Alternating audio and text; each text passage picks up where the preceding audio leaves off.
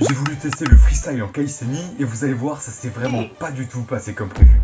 En calisthénie, on a des tonnes de figures qu'on peut classer en plusieurs catégories et sous-catégories. Pas un expert, mais de mémoire, on a le statique avec les figures comme le front lever, back lever, planche, handstand, et on a aussi le dynamique. Mais aujourd'hui, c'est une autre catégorie auquel je vais m'attaquer, le freestyle. Le freestyle, ça veut un peu tout et rien dire. Si je fais plusieurs figures au sol, ça peut être planche, handstand et ensuite L-sit, ça peut être considéré comme du freestyle. Mais là où j'entends le plus souvent parler de freestyle, c'est quand on va en faire des enchaînements de figures sur les barres, avec des passements et des figures acrobatiques et tout ce qui va avec. Et donc c'est sur ça qu'on va s'entraîner aujourd'hui dans cette vidéo, car le but c'est d'être polyvalent et d'absolument tout maîtriser. Honnêtement, je sais pas du tout à quoi m'attendre parce que j'en ai jamais fait avant. Et on va essayer d'apprendre plusieurs figures, dont le swing 360 et encore plein d'autres dont je ne connais pas le nom. Les noms sont trop compliqués à trouver. Moi j'ai un avantage, c'est que je fais du parcours. Deux avantages à faire du parcours. De un, j'ai une salle avec de la mousse et des barres de gymnastique. Deuxième avantage, c'est que j'ai l'habitude de faire des figures et d'apprendre des figures rapidement.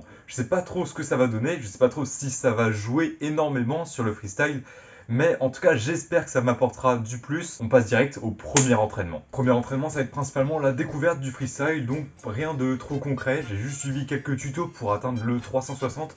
Mais je suis pas sûr vraiment du truc, il n'y a pas trop de structure dans ce que je fais, mais c'est pas grave, en tout cas on aura testé, c'était déjà pour la découverte, on n'aura pas débloqué pour le moment de figures, mais on a eu les premiers résultats, les premiers effets sur mon corps du freestyle, des bons gros steaks sur les mains. On m'avait prévenu que ça arriverait si je faisais du freestyle, ce qui devait arriver arriva. Maintenant, plus qu'à cicatriser pour pouvoir recommencer une prochaine fois. Niveau musculaire, le freestyle a un effet plutôt intéressant je trouve sur le corps, parce qu'en vrai c'est assez complet. Ça travaille plutôt pas mal de groupes musculaires un peu partout, notamment dans les bras, dans le dos aussi, parce que pour faire la rotation tout ça, et au niveau des abdos. On se retrouve du coup pour le prochain entraînement dans une semaine. One week later. Bon, alors c'est plus long que prévu, mes mains n'ont toujours pas entièrement cicatrisé, c'est pour ça que j'ai pris un gant pour cacher pendant cette séance un peu la main. Ici j'ai eu un peu d'aide, on m'a un peu dit comment fallait faire. Bon, déjà qu'on a des progrès plutôt pas mal sur cette figure, même si c'était pas du tout encore ça, je me suis défoncé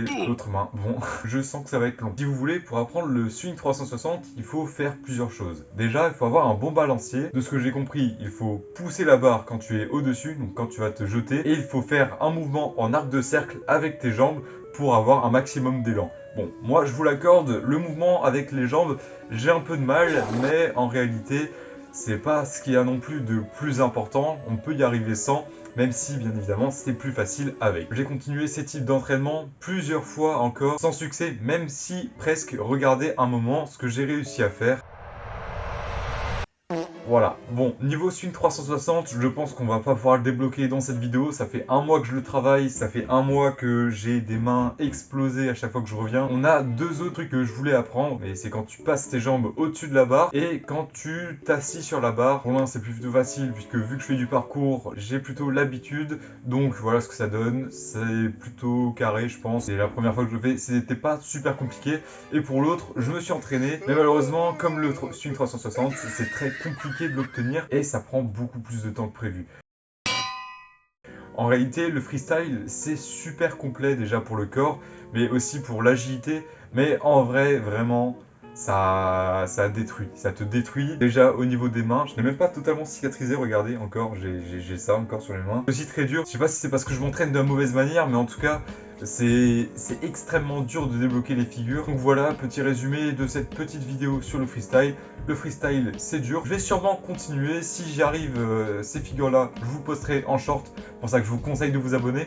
Sinon, vous pouvez rejoindre aussi mon serveur Discord. Le lien est en bio et en description. Si t'es passionné de sport, de développement personnel, c'est que du plus pour toi et je t'invite fortement à le rejoindre.